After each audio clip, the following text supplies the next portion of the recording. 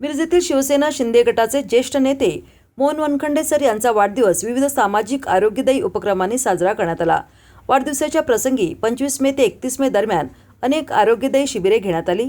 तर मिरजेतील शाही दरबार हॉल येथे राज्याचे उद्योगमंत्री उदय सामंत यांच्या उपस्थितीत अभिष्टचिंतन सोहळा पार पडला। या प्रसंगी सांगली जिल्हा संपर्क प्रमुख योगेश जानकर, डबल महाराष्ट्र केसरी चंद्रहार पाटील, नगरसेवक युवराज बावडेकर, सागर वनखंडे, माजी नगरसेविका अनिता वनखंडे यांच्यासह शिवसेना पदाधिकारी यांची प्रमुख उपस्थिती होती।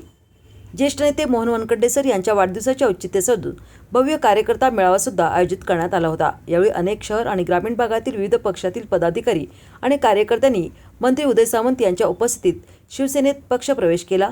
तर कार्यक्रमात बोलताना मंत्री उदय सामंत यांनी मोहन वनखंडे सरांना शुभेच्छा दिल्या। तर मिरज मतदारसंघात मोहन वनखंडे सरांच्या रूपाने शिवसेनेला नेता मिळाला असल्याचे सांगत उपमुख्यमंत्री एकनाथ शिंदे यांच्या नेतृत्वाखाली संपूर्ण शिवसेना मोहन वनखंडे सरांच्या पाठीशी असल्याचे सांगितले। तर कार्यकर्ता मेळाव्याच्या माध्यमातून आगामी स्थानिक स्वराज्य संस्थांच्या निवडणुकीसाठी तयारीत राहण्याच्या सूचना देऊन आगामी ग्रामपंचायत निवडणुकीत शिवसेनेची सत्ता आणण्याचा प्रयत्न करण्याच्या सूचना दिल्या। मान सन्मान देतोय, किती लोकांची विकास कामं करतोय, याच्यावर आपलं राजकीय शेवटी हित अवलंबून असतं, यश अवलंबून असतं आणि तेच आपल्याला सिद्ध करायचं आहे आणि त्याला शुभेच्छा देण्यासाठी माझ्यासारखा कार्यकर्ता आज तुमच्या वाढदिवसाला उपस्थित आहे। मी देखील येताना मला अनेकांनी सांगितलं, लोक किती हितचिंतक असतात बघा, आयुष्यात मला फोन न करणारे मला फोन करत होते, त्याच्यासाठी वनखंडे सरांच्या वाढदिवसाला जायचं नाही।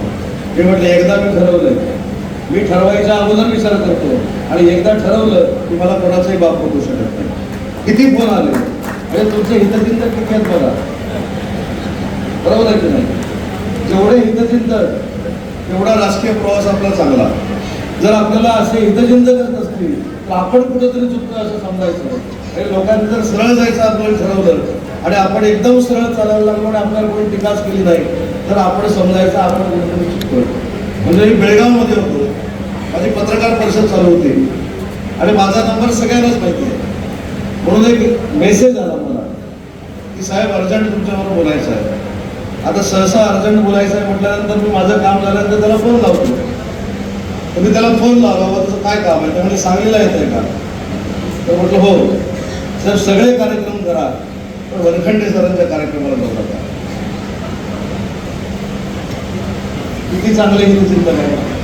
पण एकाला फोन केला असं तर ठीक आहे, हे सर बघा तुमच्या विरोधामधली यंत्रणा कशा पद्धतीने शिवसेनेच्या मंत्र्याला देखील थांबवण्याचा प्रयत्न करते, पण मी थांबलो नाही।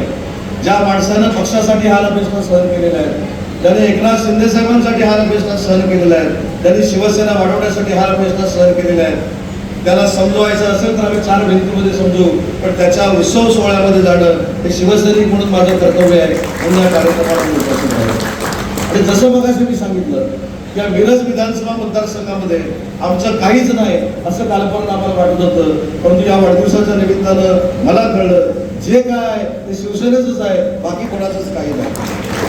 वनखंडे सर जोरात कामाला लागा, अतिशय चांगल्या पद्धतीनं काम करा। युवराजला आणि सागरला देखील मला महत्वाची गोष्ट सांगायची आहे की तुम्ही 2 लोक निवडून आहे, अजिबात कमीपणा मारायची इच्छा नाही। आपल्या मित्र पक्षाचे देखील 2 खासदार निवडून आले, 2 खासदार निवडून येऊन त्यांच्या कार्यकर्त्यांनी मेहनत केली म्हणून त्यांनी केंद्र सरकार ताब्यात घेतलं। तुम्ही दोघांनी एवढी मेहनत करा की भविष्यातली महानगरपालिका ही शिवसेनेच्या ताब्यामध्ये आली पाहिजे। सगळ्या लोकांना विश्वासात घ्या, लोकांना विश्वास द्या की शिवसेना तुमचं चांगलं काम करू शकते, शिवसेना तुमच्या अडीअडचणीला उपयुक्त पडू शकते, पण 2चे 20 आणि 20चे 40 करण्याची ताकद तुमच्या दोघांमध्ये आहे, याची माझ्यासारख्या कार्यकर्त्याला कल्पना आहे। आणि म्हणून काही काळजी करण्याचं कारण नाही। मी तर अगदी अभिमानानं सांगतो, मी ज्यावेळी पहिल्यांदा विधानसभेची निवडणूक लढलो तेव्हा माझा एकही पंचायत समितीचा सदस्य नव्हता, एकही नगरसेवक नव्हता आणि एकही ग्रामपंचायतीचा सरपंच नव्हता। पण आज माझ्या रत्नागिरीमध्ये येऊन जर बघितलं तर 56 पैकी 50 जिल्हा परिषदेचे सदस्य हे शिवसेनेचे आहेत, 9च्या 9 तालुक्याचे सभापती हे शिवसेनेचे आहेत, 9च्या 9 शहरांचे नगराध्यक्ष हे शिवसेनेचे आहेत आणि माझ्या मतदारसंघातल्या 116 पैकी 111 ग्रामपंचायती हे शिवसेनेचे आहेत। त्याच्यामुळे लोकांनी जर ठरवलं तर लोक भरभरून देतात, फक्त लोकांपर्यंत आपण पोहोचलं पाहिजे, लोकांचा विश्वास संपादन केला पाहिजे आणि आयुष्यभर नम्र राहिलं पाहिजे। नम्र तुम्ही राहिला की तुम्हाला काहीच कमी पडत नाही. पण तुम्ही छाती पुढे काढून फिरायला लागले की लोक तुम्हाला 5 वर्षानंतर परत घरी पाठवतात. त्याच्यामुळे समोरच्यांची ही वेळ आता आलेली आहे आणि ती संघर्ष भी उन्हीं को चुनता है जिसमें लड़ने की ताकत होती है. संघर्ष भी उन्हीं को चुनता है जिसमें लड़ने की ताकत होती है. संघर्षाच्या लढाईतील निष्ठावंत योद्धा आदरणीय सर बोलतायत, हात वरती, जोरदार टाळी.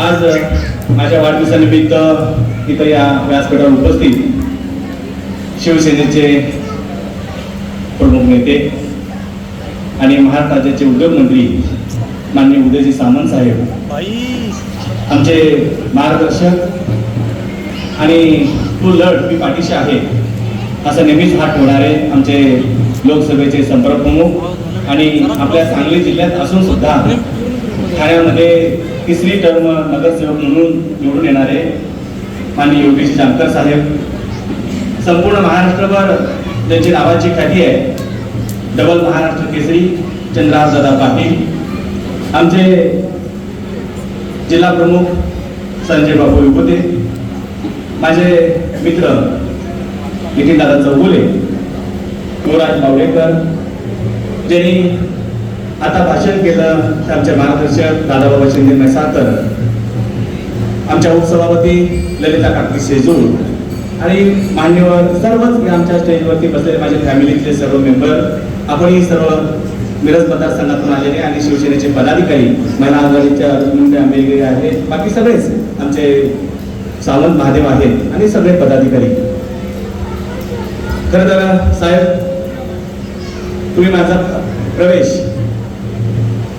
एकनाथ शिंदे साहेबांच्या हस्ते होणार होता, पण तुम्ही तुमच्या हस्ते त्या मुंबईमध्ये मुक्तागिरीमध्ये केला. तो तारीख होती मला वाटतं 8 जुलै, म्हणजे अजून 10 महिने पूर्ण होत आहेत आणि 10 महिन्यामध्ये माझी आपली 10 वेळा तरी नक्की भेट